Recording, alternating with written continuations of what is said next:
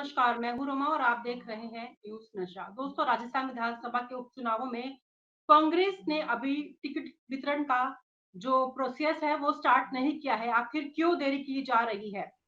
और पूर्व विधायक और वर्तमान सांसद हरीश मीणा के बड़े भाई नमो नारायण मीणा का एक वीडियो भी वायरल हो रहा है, उस पर भी बातचीत करेंगे। सलमान खान और लारेंस बिश्नोई के जो पूरी खबर है, इस पर एक नया मोड़ आ गया है, इस पर भी बात की जाएगी। और रीट पेपर घोटाले के मामले पर 3 वर्ष से फरार चल रही भव्य देवी और संगीता को पुलिस ने अरेस्ट कर लिया है।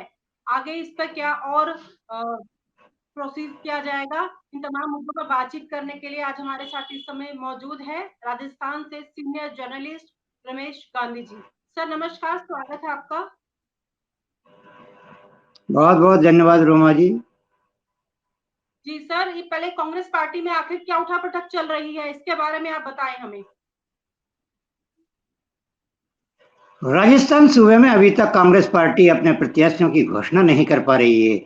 उसका मुख्य कारण यह बताया जा रहा है, जहां एक और भारतीय जनता पार्टी परिवारवाद की राह पर चल गई है, उसी पार्टी को निभाते हुए कांग्रेस भी परिवारवाद पर फंसी हुई है और वह परिवारवाद में 2-3 टिकट दे रही है। वहीं दूसरी ओर कांग्रेस के निष्ठावान सिपाही जो वर्षों से मेहनत कर रहे हैं, फर्ज उठा रहे हैं, उन्होंने भी इस उपचुनाव में अपनी किस्मत आजमाने के लिए आवेदन दिए हैं और टिकट की आस में वह बैठे हुए हैं। लेकिन कांग्रेस पार्टी बगावत सुरों को भांपते हुए और कांग्रेस की गुटबाजी के कारण टिकटों का वितरण नहीं कर पा रही है। जहां एक और कांग्रेस पार्टी आज शाम तक लिस्ट जारी कर देगी, नहीं तो कल करेगी। अब चुनाव में काफी कम समय बचा हुआ है, क्योंकि 10-12 दिन तो दीपावली के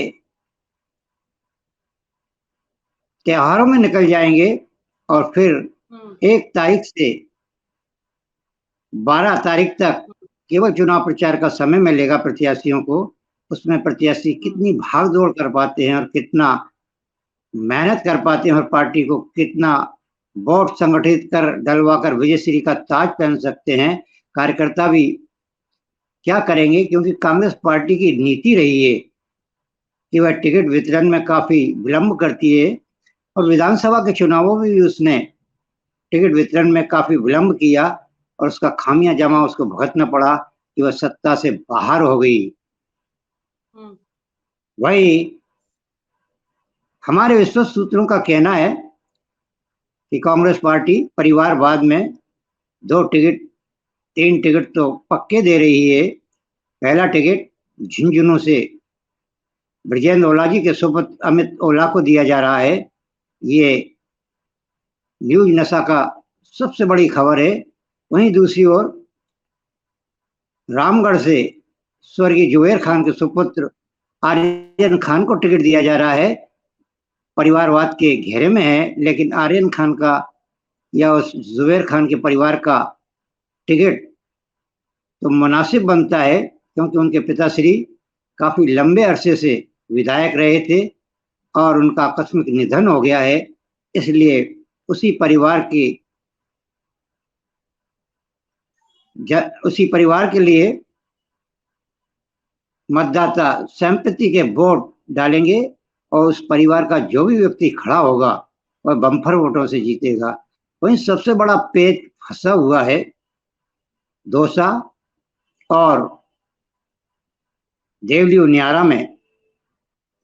देवली उनियारा की सीट सचिन पायलट के कब्जे की पैटर्न सीट बताई जाती है, लेकिन अशोक गहलोत इस पर दांव खेल रहे हैं नरेश मीणा के माध्यम से, जबकि नरेश मीणा सचिन पायलट के काफी करीबी और विश्वसनीय आदमी हैं। लेकिन उन्होंने उसको पिछली बार भी विधानसभा में छबड़ा छिपा बड़ों से टिकट नहीं दिलाया था और वो निर्दलीय खड़ा हो गया था। नरेश मीणा एक जाबाज युवा तुर्क नेता है और विश्वविद्यालय का खिलाड़ी है, विश्वविद्यालय में सचिव भी रहा है, लेकिन उसके साथ हमेशा यही धोखा होता है कि उसको टिकट नहीं दिया जाता है, जबकि जन समर्थन और तरुणाई उसके साथ रहती है। वहां बताया जा रहा है कि एक जिंक फैक्ट्री के रिटायर्ड मैनेजर बैरवा को टिकट मीणा को टिकट दिया जा रहा है। अगर उसको टिकट मिलता है तो फिर बगावत ईश्वर तगड़े होंगे। नरेश मीणा राजकुमार बोहत की पार्टी आदिवासी पार्टी से चुनाव लड़ेंगे और उनको समर्थन देंगे वर्तमान सांसद हरीश मीणा के अग्रज पूर्व केंद्रीय मंत्री कांग्रेस के कद्दावर नेता नमो नारायण मीणा। इसलिए यह सीट बहुत खतरे में भी पड़ सकती है। वहीं दौसा की सीट है। दौसा की सीट मुरारीलाल मीणा अपने परिवारवाद को चाहते हैं, लेकिन सचिन पायलट अपने बहुत अच्छे प्यादे और वफादार सिपाही को टिकट दिलाना चाहते हैं जी।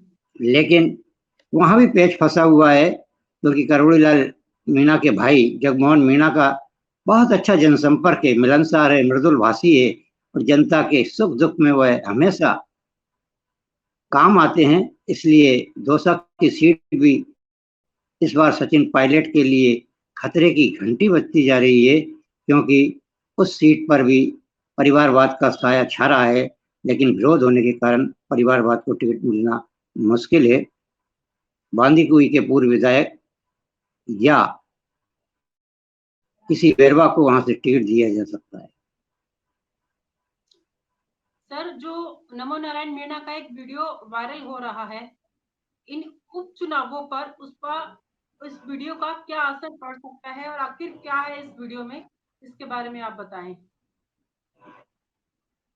देखिएगा, नमो नारायण मीणा जी बहुत ही कद्दावर नेता हैं और सीनियर आईएएस रहे हैं।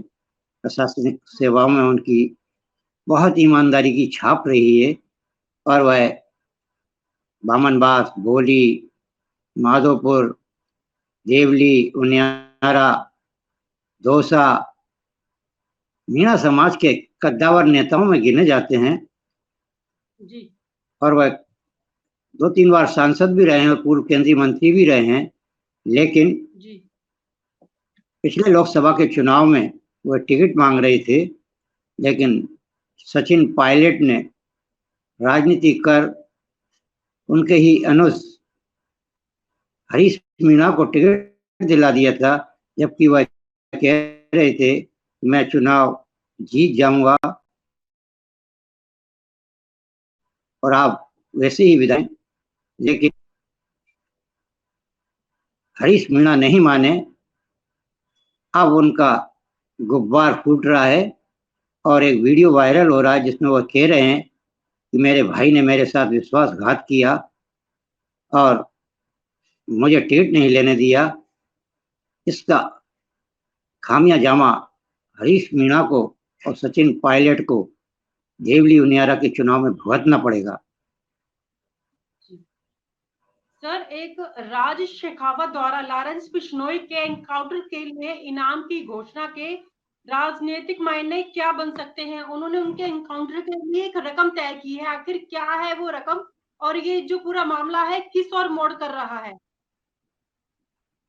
देखिएगा, सलमान खान और लॉरेंस बिश्नोई का मामला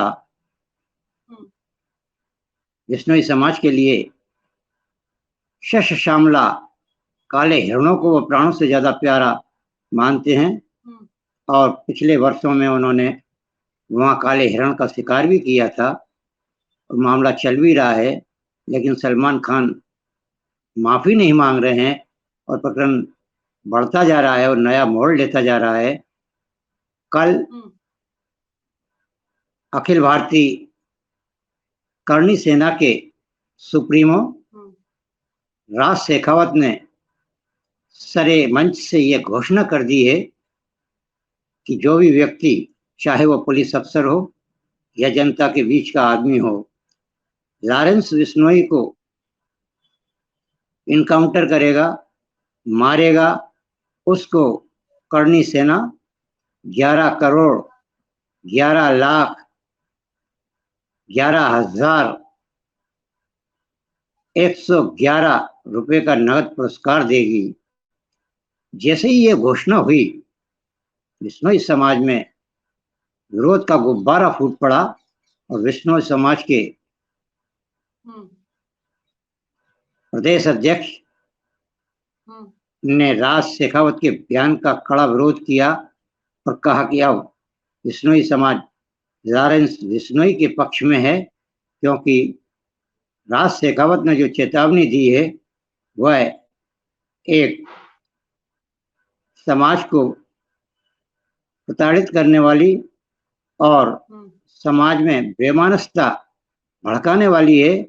और उन्होंने मुख्यमंत्री और डीजीपी से गुहार की है कि राज शेखावत की इस घोषणा का वीडियो मंगवाया जाए और उसको देखा जाए और उन पर मुकदमा चलाया जाए कि वह सार्वजनिक मंच से ऐसी बेमानसता फैला रहे हैं जिससे दो समाजों में टकराव की स्थिति पैदा हो सकती है। और आप हमसे जुड़े रहने के लिए सब्सक्राइब करें YouTube पर, फॉलो करें Twitter पर और लाइक करें Facebook पर। और ज्यादा जानकारी के लिए आपको टाइप करना होगा सिर्फ न्यूज़ नशा।